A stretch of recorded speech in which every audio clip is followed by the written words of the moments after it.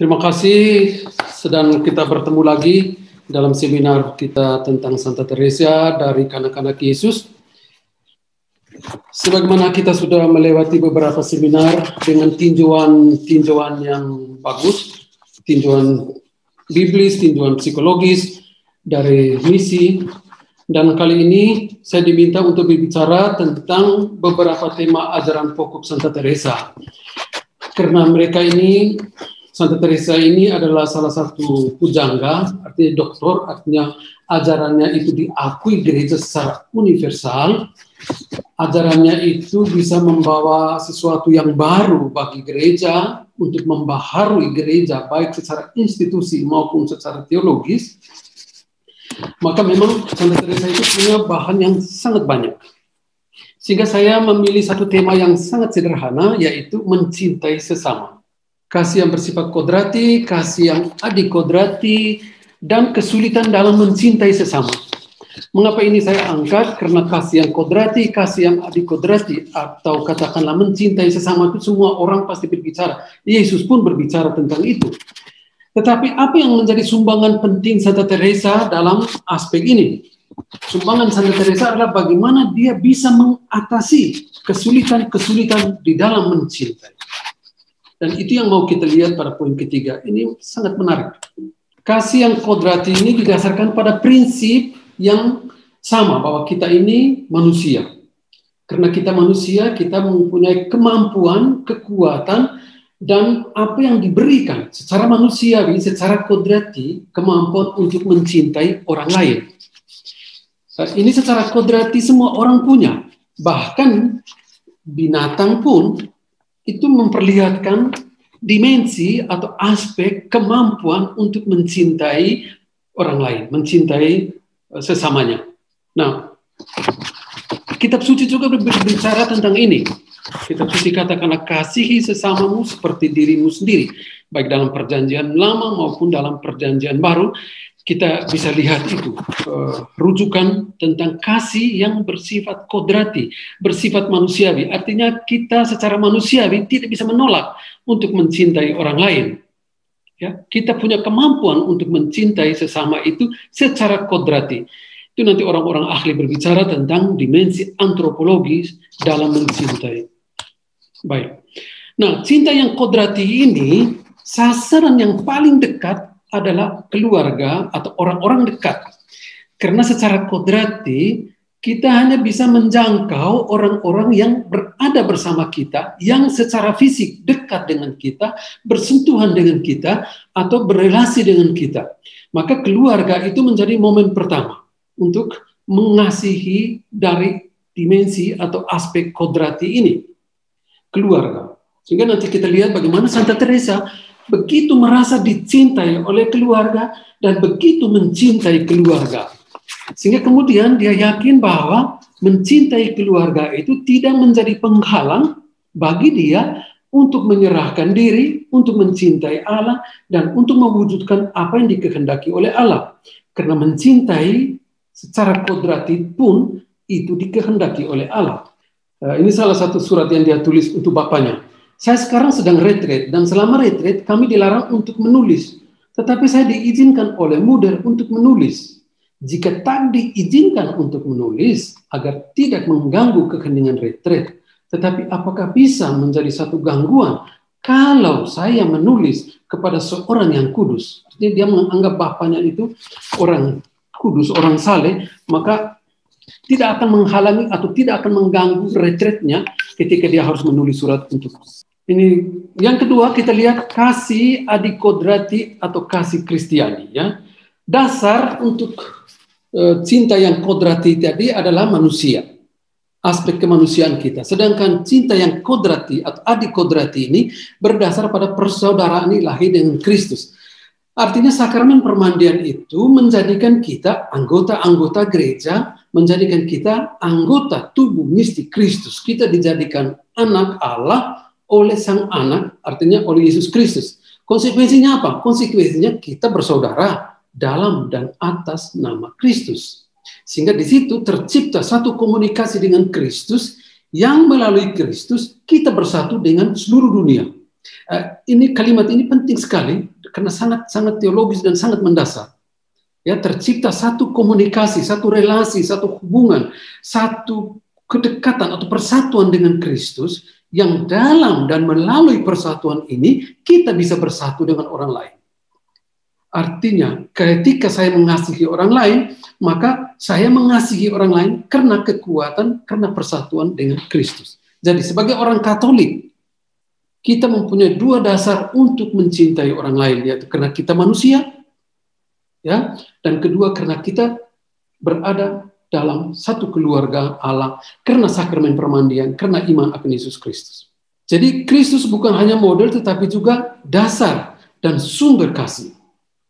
Itu ada beberapa kutipan kitab suci tentang kasih yang bersifat kodrati itu. Inilah perintahku, yaitu supaya kamu saling mengasihi seperti aku telah mengasihi kamu. Yang kodrati tadi itu secara manusiawi, secara kodrati kita mengasihi tanpa ada perintah Allah pun. Orang yang tidak beragama pun dia bisa mengasihi sesama. Karena secara kodrati dia terdorong untuk mengasihi sesama. Tetapi sebagai orang yang beriman, Kristus mengatakan, inilah perintahku. Perintah untuk apa? Supaya kamu saling mengasihi seperti aku telah mengasihi kamu. Dan bagaimana itu? Batasannya yaitu memberikan nyawa bagi sahabat-sahabatnya. Nah, ini ajaran yang diberikan oleh Yesus. Ya, mencintai seperti dia mengasihi dan sampai kepada titik di mana dia menyerahkan nyawa. Dan itu kita lihat dalam surat Santo Yohanes, ya. Santo Yohanes penulis Injil itu dia mengatakan itu. Kita bersatu dengan Bapa dan Putranya Yesus Kristus. Ini kekuatan Allah dalam sakramen permandian membuat kita bersatu dengan Allah dan bersatu dengan Yesus Kristus dalam kekuatan Roh Kudus. Konsekuensi teologis dari sini adalah cinta kasih kita kepada sesama tidak lain merupakan partisipasi kita dalam cinta kasih Allah atau cinta kasih Yesus Kristus. Artinya apa? Artinya baik materi maupun cara dan tujuan, ya, tiga hal ini, materi dalam mencintai, cara dalam mencintai, dan tujuan dalam mencintai itu milik Allah. Sehingga ketika saya mengasihi orang lain, sebenarnya saya sedang mewujudkan apa yang ada dari Allah yang sudah ada dalam diri saya kepada orang lain. Kepada orang lain. Ini tiga hal ini sebenarnya yang bisa membedakan mengapa kita beragama, kita percaya kepada Yesus, karena tiga hal ini. Supaya kita beda dengan orang yang tidak percaya kepada Tuhan. Karena tiga hal ini. Materi mencintai, cara mencintai, dan tujuan mencintai. Yohanes dari Salib juga berbicara tentang ini, tentang cinta, bahwa ketika orang mengasihi sesama dari aspek yang kodrati, sebenarnya sejauh mana saya mencintai orang lain itu diukur dari sejauh mana kesatuan saya dengan Allah. Artinya, sejauh mana saya mengalami dan merasakan kekuatan cinta Tuhan kepada saya, itu juga yang menentukan kekuatan cinta kita kepada sesama. Tanpa kekuatan cinta Allah yang kita alami, kita rasakan, kita tidak akan mampu untuk mengasihi orang lain seperti yang dibuat oleh Allah kepada saya. Sehingga hidup bersama teristimewa dalam hidup religius, itu bukan saja ikatan darah, ikatan bakat, hobi, kebutuhan, melainkan karena Kristus. Jadi dasar teologis ini yang mendorong Santa Teresa untuk mencintai semua orang tanpa membeda-bedakan mereka. Cinta tanpa syarat, cinta tanpa pamrih, tanpa perhitungan. Itu yang menurut Santa Teresa adalah cinta Kristiani. Bagaimana cinta Kristiani ini dalam penghayatan hidup Santa Teresa? Santa Teresa mengalami itu, ya. Dia berusaha. Dia merasa sangat heran mengapa orang-orang yang sudah meninggalkan segala-galanya untuk menjadi abdi Tuhan, atau orang yang sudah berjanji untuk mencintai sesamanya, tetapi ketika dalam mencintai dia masih memperhitungkan dirinya sendiri dan masih membeda-bedakan. Artinya di sini Santa Teresa melihat, dia mempertanyakan itu. Soal materi cinta, cara mencintai, dan tujuan orang-orang dalam mencintai. Dan itu yang mendorong Santa Teresa untuk bagaimana dia berusaha untuk mengatasi dan mengerti itu. Sehingga dia menulis dalam autobiografinya, ya, kita tahu bahwa autobiografinya itu ada 3 buku, manuskrip A, manuskrip B, manuskrip C. Manuskrip A itu dia menulis kisah tentang ya kenangan-kenangan yang terjadi di rumah, ya, terjadi di rumah dengan orang tua, dengan saudara-saudari, dengan kakak-kakaknya ketika dia masih kecil. Dan itu di kata kasih atau cinta kasih itu muncul tuh hampir tidak muncul, ya, cuma 1 kali saja. Dia menulis di situ, saya merasa kasih itu mengalir masuk ke dalam hatiku, kebutuhan untuk melupakan diri sendiri agar bisa menyenangkan orang lain, dan semenjak itu saya bahagia. Ini pengalaman di rumah waktu dia masih sangat muda, ya. Sebenarnya dari 3 buku ini, secara singkat, dari 3 buku ini ada satu perkembangan, ya, ada satu perkembangan dalam diri Santa Teresa untuk mengerti dan untuk mewujudkan bagaimana mengasihi sesama secara benar sebagaimana diminta oleh Yesus dalam 3 buku. Jadi ada perkembangan dia sebagai manusia, ya, dari kecil sampai dia umur itu masuk ke biara dan meninggal, dan juga perkembangan secara spiritual, dia mengerti, memahami bagaimana sebenarnya perintah yang dari Yesus itu, mengasihi sesama seperti aku mengasihi kamu. Sebenarnya itu 3 buku itu juga mengisahkan tentang bagaimana karya Allah di dalam dirinya untuk mengerti tentang. Santa Teresa tidak berhenti dengan mengatakan konsep-konsep atau teori, tetapi dia mengisahkan bagaimana dia menjalani, ya, bagaimana dia sungguh menemukan sukacita berlimpah dalam praktik mengasihi sesama itu. Ya, ada sukacita, ada kebahagiaan. Itu yang mau dia bagikan. Dia tidak membuat rumusan teologis yang mendalam, tetapi dia mempraktikkan itu, memperlihatkan bahwa ini pemahamannya tentang apa yang diminta oleh Yesus. Ya, baik. Santa Teresa itu sangat suka dengan apa yang dikatakan oleh Yesus sebagai perintah yang baru.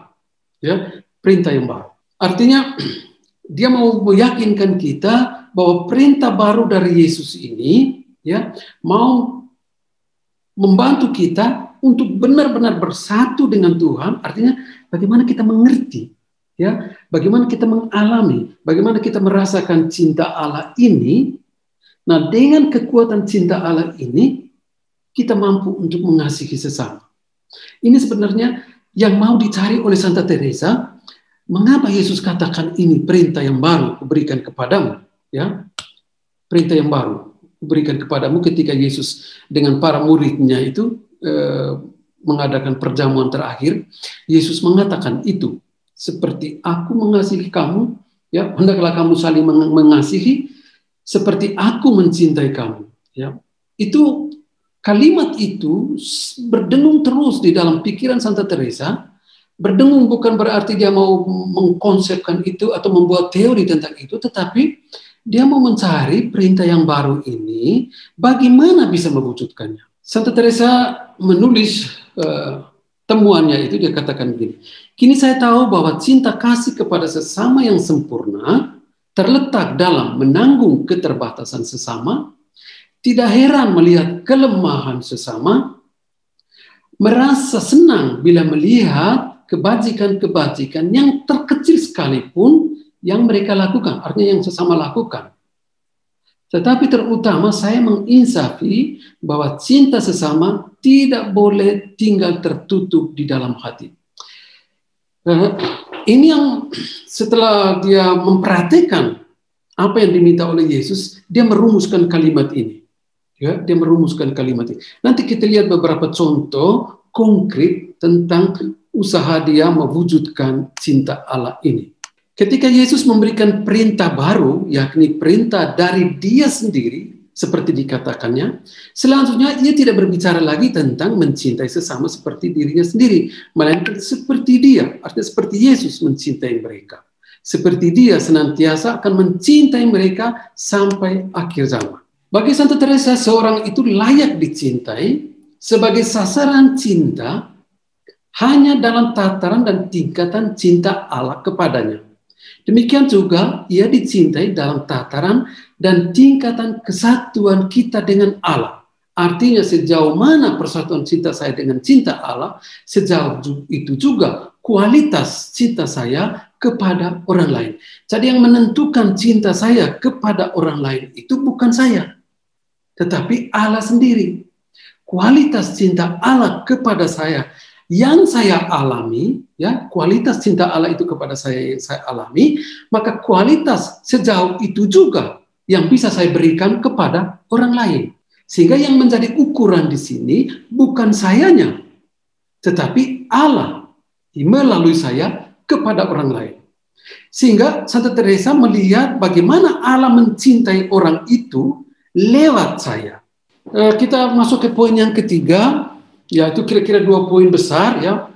2 poin besar ini, yang poin ini kalau didalami secara teologis memang sangat luas dan sangat mendalam. Tapi secara singkatnya, cinta yang adikodrati itu karena kita manusia, tanpa diperintah pun, tanpa orang punya agama pun, dia bisa mengasihi orang lain.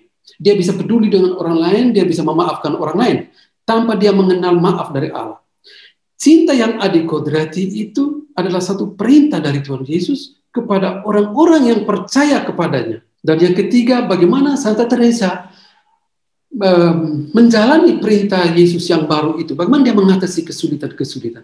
Artinya, perintah yang baru ini, sejak di masa Yesus, murid-muridnya, semua orang omong tentang itu, teolog-teolog banyak yang omong. Tetapi Santa Teresa coba memberikan prinsip-prinsip dasar untuk mengatasi kesulitan dalam mencintai. Karena perintah baru ini sangat menantang Santa Teresa. Menantangnya bagaimana? Karena menantangnya setiap kita, setiap manusia, ketika kita mencintai orang lain, itu ada egoisme kita, cinta diri kita, kecenderungan pada diri kita sendiri itu juga masuk. Ketika kecenderungan terhadap diri kita sendiri masuk, mempengaruhi disposisi kita untuk mencintai sesama. Saya mencintai orang ini, tetapi kalau dia tidak terima, saya mundur. Saya tidak mau mencintai dia. Itu karena egoisme saya mempengaruhi disposisi batin saya untuk mencintai dia. Nah, untuk Santa Teresa itu adalah salah satu halangan atau tantangan dalam mencintai sebagaimana yang diperintahkan oleh Yesus, mengasihi sesama, ya, seperti aku mengasihi kamu. Santa Teresa mengisahkan itu bukan dalam satu rumusan teologis, tetapi dia bercerita tentang pengalaman-pengalamannya, pengalaman konkret setiap hari. Ya, baik. Kita meminjam 3 definisi cinta dari Santo Paulus seperti dikatakan dalam 1 Korintus bab 13 4-7. Kita lihat pertama, cinta kasih itu tidak cemburu atau tidak iri hati, ya. Santa Teresa punya strategi untuk mengasahi rasa cemburu, rasa iri hati. Karena orang-orang psikologis mereka lihat bahwa ketika ada rasa cemburu, ketika ada rasa iri hati, rasa tidak puas, itu biasanya muncul dalam ekspresi-ekspresi fisik, ya, kritik, mencari-cari kesalahan atau mempersalahkan atau membenarkan diri, mulai tidak percaya, mulai curiga, mulai ada persaingan, macam-macam. Nah, ini untuk Santa Teresa karena kecenderungan personal diri itu masuk mempengaruhi disposisi kita, ya, suasana batin kita dalam mengasihi orang lain. Sebenarnya akarnya adalah cemburu atau iri hati. Nah, Santa Teresa memberikan kita prinsip bagaimana bisa mengatasi itu. Dia lihat prinsip pertama, kepantasan seseorang di hadapan Allah dan di hadapan sesama bukan terletak pada kualitas dari talenta yang Allah berikan kepadanya, tetapi melainkan kualitas penggunaan talenta itu untuk menghasilkan buah dan kualitas cintanya. Ini untuk Santa Teresa itu sangat kuat. Ya, dia melihat kualitas itu lebih penting daripada kuantitas. Sehingga dia berusaha bagaimana menemukan kemampuan yang ada di dalam dirinya untuk mewujudkan prinsipnya ini. Supaya apa yang buruk yang bisa muncul dari dalam diri kita itu pelan-pelan dia, apa itu istilahnya disappear itu, ya, pelan-pelan dia hilang. Ya, pelan-pelan dia akan hilang karena kebaikan itu muncul Contoh, kalau kita sebentar ya, katakanlah bahwa kita ada air di dalam gelas ini, airnya semuanya kotor, ya, air kotor. Lalu kita masukkan air bersih, semua yang kotor dia akan keluar, ya, dia akan keluar. Itu prinsip bahwa kualitas cinta itu lebih penting. Ketika kualitas cinta itu diperhatikan, maka yang buruk yang ada di dalam diri kita secara kodrati itu, dia akan pelan-pelan mati, dia akan pelan-pelan hilang. Ya, nanti dalam teologi spiritual orang bicara tentang mati raga, tentang berkorban. Itu sebenarnya bertujuan untuk ini, bagaimana membersihkan apa yang kurang berkenan pada Allah yang ada di dalam diri kita, dengan cara menumbuh kembangkan apa yang positif. Itu dia menulis demikian. Allah menciptakan jiwa-jiwa yang hebat dibandingkan dengan mawar dan bakung. Tetapi Allah juga menciptakan yang lebih kecil yang harus puas menjadi viola-viola kecil untuk menyenangkan Allah. Dan bila Allah memandang ke bawah ke arah kakinya, kesempurnaan itu terkandung dalam melaksanakan kehendaknya, dalam menjadi sebagaimana yang diinginkan Allah bagi setiap orang. Allah inginkan apa dari setiap kita? Dari seorang bapak keluarga, dari seorang ibu rumah tangga, dari seorang pemuda, dari seorang calon imam, dari seorang imam, seorang karmelit. Allah inginkan apa? Ini yang selalu dicari oleh Teresa. Prinsip kedua, Allah memberikan talenta kepada seseorang demi kepentingan seluruh tubuh mistik Kristus. Dia menulis demikian, bukankah damai batin itu lebih penting? Ya, dia menulis surat kepada Selin, kakaknya, karena kakaknya bicara bahwa, wah, kamu itu dipilih jadi ini, dipilih jadi pembimbing novis, itu luar biasa. Nah, dia menjawab pujian atau apa yang dikatakan oleh Selin ini kepada Teresa. Lalu dia menjawab demikian, bukankah damai batin itu lebih penting daripada segala keindahan di bumi ini? Jadi mengapa engkau menjadi iri hati dengan orang lain hanya karena hal-hal eksternal? Dia merasa bahwa kakaknya itu iri hati dengan Selin, dengan Teresa, karena diangkat menjadi magistra para novis di biara di Lisieux. Lalu dia menjawab itu, yang eksternal tidak penting, yang lebih penting adalah di dalam, batin. Yang paling penting itu adalah kualitas yang ada di dalam diri saya. Bagaimana saya mewujudkan itu benar-benar dengan cinta Allah, ya, dengan cara yang diminta oleh Allah, dan tujuannya. Ya, 3 poin yang tadi kita omong pertama. Yang kedua, kasih itu sabar. Sabar itu sulit, ya. Ada banyak sekali hal setiap hari yang membuat kita itu tidak sabar. Jadi itu dikatakan oleh Santo Paulus, kasih itu sabar menanggung segala-galanya. Tapi dalam kehidupan bersama, entah di rumah tangga atau di biara, ada 1001 macam dari pagi sampai malam yang membuat orang jadi tidak sabar. Hal-hal sepele, hal-hal kecil setiap hari membuat orang tidak sabar. Nah, Santa Teresa punya 2 prinsip yang dia praktekkan. Prinsip pertama itu ketika api kemarahan atau api ketidakpuasan itu sedang terjadi. Ya, karena ketika itu terjadi, misalnya salah paham, salah kata, salah rasa, salah tindakan itu, ketika itu terjadi, muncul godaan atau gestur yang tidak diharapkan sebagai reaksi atas apa yang datang dari luar. Ya, normal, ya. Sangat normal. Dia bercerita tentang ketika dia mau membawa kunci kapel ke Priorin, dan ketika itu Priorin sedang tidur. Lalu Priorin bangun kaget. Ketika Priorin keluar dari kamar, datang teman susternya yang juga mau ambil kunci itu untuk dibawa ke Priorin, dan teman susternya ini mulai mengomel, mengatakan bahwa Teresa itu begini, macam-macam mempersalahkan Teresa di depan Priorinnya. Waktu itu Teresa itu mau mengatakan bahwa tidak seperti itu. Itu tidak sebenarnya. Tetapi dia tahan itu, lalu dia pergi duduk di tangga. Ya, dia duduk di tangga, dan di tangga itu dia berusaha, dia dengar apa yang dikatakan oleh temannya itu kepada Priorin, tapi dia berusaha untuk tidak jawab. Setelah dia tenang, dia katakan kepada dirinya, sekarang engkau menang. Engkau sudah mengalahkan. Nah, Ini reaksi ketika api kemarahan itu datang. Orang sedikit undur, menjauhi, menjaga jarak. Ya, itu pendekatan pertama. Kedua, pendekatan dipakai ketika api kemarahan itu sudah reda. Ya, ia memberikan kita jalan untuk mengatasi ketidaksabaran. Itu ada satu contoh konkret. Argumen Santa Teresa ini ditemukan dalam Roma bab 8 ayat 28. Kita tahu sekarang bahwa Allah turut bekerja dalam segala sesuatu untuk mendatangkan kebaikan bagi mereka yang mengasihi Dia, yaitu mereka yang terpanggil sesuai dengan rencana Allah.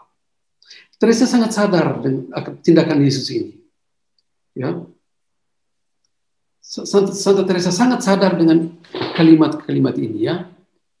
Karena dia meyakini bahwa segala situasi yang terjadi itu tidak sekedar terjadi.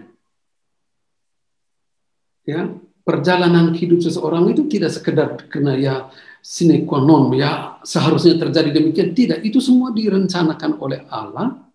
Sehingga dia katakan semuanya itu seperti Santo Paulus katakan mendatangkan kebaikan bagi mereka yang mengasihi Dia. Jadi mengasihi Dia ini menjadi titik tolak, ya, menjadi titik tolak untuk melihat segala yang tidak baik sekalipun bisa mendatangkan kebaikan. Karena dasarnya adalah mau mengasihi Dia. Dan itulah rencana Allah. Dalam hidup bersama, di komunitas, dalam hidup berumah tangga, ketika mengasihi ini menjadi titik atau menjadi fundamen untuk dibangun, maka semuanya akan mendatangkan kebaikan. Ini prinsip yang kedua supaya orang bisa bersabar. Orang bisa bersabar, bahkan bersabar dengan dirinya sendiri, dengan kekurangannya sendiri, dengan kekurangan orang lain. Kasih itu menerima kekurangan sesama. Ya. Dia bertemu dengan seorang suster tua yang bernama Suster Vincent de Paul, seorang suster yang sangat kasar dan tanpa peduli dengan perasaan orang lain. Apa reaksi Santa Teresa terhadap orang ini? Teresa bisa menggunakan situasi tidak kondusif ini sebagai kesempatan untuk mengambil bagian dalam pengorbanan Yesus untuk pertobatan orang-orang berdosa. Ya memang ketika kita baca pengalaman dia dengan suster ini, suster yang kasar ini, yang kadang-kadang kata-kata dan kalimatnya itu terkesan menghina, merendahkan, tetapi Santa Teresa itu berusaha untuk melihat, ya, melihat apa yang baik yang ada di dalam diri orang ini. Dia tidak langsung mencap atau mengambil bahwa orang membuat kesimpulan bahwa orang ini jahat, orang ini begini, orang tidak, tapi dia membuat kesimpulan yang berbeda sehingga membuat dia itu bersabar, bisa menerima kekurangan orang ini, suster ini. Ya, dia melihat apa yang baik yang ada di dalam diri orang ini, meskipun yang ditampilkan oleh orang ini yang tidak baik. Dia menulis, saya teringat akan satu pengalaman cinta kasih yang diilhamkan Allah ketika saya masih sebagai novis. Saya merasa sangat sulit untuk melaksanakan pelayanan kecil ini sebab saya tidak mudah membuat bahagia atau membuat senang suster Saint Pierre yang Malang ini satu suster lagi. Namun saya tidak mau melewatkan kesempatan yang bagus ini untuk mengamalkan cinta kepada sesama. Sebab saya ingat kata-kata Yesus, apa yang kamu berbuat terhadap yang terkecil di antara saudara-saudaraku, kamu lakukan itu terhadap saya. Ini salah satu strategi bagaimana dia bisa menerima kekurangan orang lain, bahwa orang ini diterima oleh Tuhan. Mengapa saya tidak punya hak untuk tidak terima orang ini? Saya tidak punya hak. Saya hanya punya kewajiban untuk menerima orang ini, menerima kekurangannya. Lalu dia menulis satu kesimpulan kecil untuk kemudian, ya. Anda mungkin heran karena saya mengisahkan perbuatan kecil dalam pengalaman cinta sesama yang telah lama lewat. Ya, dia mengisahkan tentang cinta yang sudah lama lewat, ya. Dia akan menulis umur 22 tahun. Sesungguhnya itu saya lakukan sebab saya rasa saya harus memadahkan kerahiman Tuhan sebab Dia membiarkan kenangan kecil ini kembali dalam ingatanku bagaikan sesuatu yang harum yang mendorong saya untuk mengamalkan kebajikan kepada sesama. Ya, seperti tadi saya katakan bahwa dia berusaha untuk menemukan hal yang baik yang ada di dalam diri orang lain, sekecil apapun. Karena itu akan menghilangkan atau mengurangi atau mengesampingkan, menghilangkan kekurangan-kekurangan orang lain. Kadang kan orang punya kekurangan yang sudah 10 tahun, 20 tahun lalu, kita masih ingat. Artinya orang itu mungkin sudah lupa, tetapi kita ingat terus kekurangan. Jadi yang kita bawa di dalam diri kita adalah kekurangan orang lain, bukan kekurangan kita untuk diperbaiki. Kebajikan heroik ini mulai dijalani dari awal hidup membiara. Ya, Santa Teresa ketika masuk dia tidak kaget dengan kekurangan-kekurangan, bahkan apa yang sebenarnya tidak boleh terjadi dalam biara itu, dia tidak kaget dengan itu. Dia sudah akan-akan dia sudah siap untuk menerima semuanya itu sebagai kesempatan untuk memperlihatkan bahwa dia mencintai Allah. Baik. Kesimpulan. Allah adalah kasih. Kasih Allah itu datang kepada kita melalui Yesus dan dalam diri Yesus Kristus. Ia menunjukkan kasih sejati, cinta yang sejati, cara mencintai yang benar, dan tujuan dalam mencintai. Maka Santa Teresa mengajak kita semua untuk mendengar apa yang diajak oleh Yesus kepada kita semua. Tinggallah dalam kasihku. Terima kasih. Terima kasih, Dr. Chris, untuk presentasi yang jelas dan menarik. Saya menggarisbawahi beberapa poin. Ada 3 bagian besar yang Pater tampilkan yang membantu kita sekalian untuk memahami tema bagaimana mencintai sesama. Versi Santa Teresa dari kanak-kanak Yesus. Pertama mengenai cinta kodrati yang berakar pada kemanusiaan. Kemudian cinta adik kodrati itu terinspirasi atau sumber dan pusatnya itu adalah Tuhan Yesus sendiri. Jadi bagaimana Teresa mengajak kita untuk mengasihi sesama itu dengan bercermin pada cara Yesus mencintai. Tapi dari kedua gagasan ini, dari kedua pengalaman yang Teresa sampaikan juga dilengkapi dengan bahwa dalam mencinta itu terdapat begitu banyak kesulitan. Begitu banyak kesulitan. Makanya Teresa menawarkan kurang lebih ada beberapa prinsip dari dalam mencintai. Pertama, cinta yang sejati itu hakikatnya tidak cemburu. Menekankan pada kualitas, bukan kuantitas, Nah, kemudian prinsip mencinta yang juga Teresa praktekkan, yang juga menjadi kekayaan yang kita bisa wariskan, yaitu sabar. Termasuk dalam bereaksi, kemudian dalam menerima pengalaman-pengalaman yang tidak bisa kita cegah itu terjadi, kesabaran salah satu kunci. Dan yang ketiga, Teresa sungguh menghidupi bagaimana mencinta itu juga tercermin dari penerimaan terhadap kekurangan-kekurangan sesama.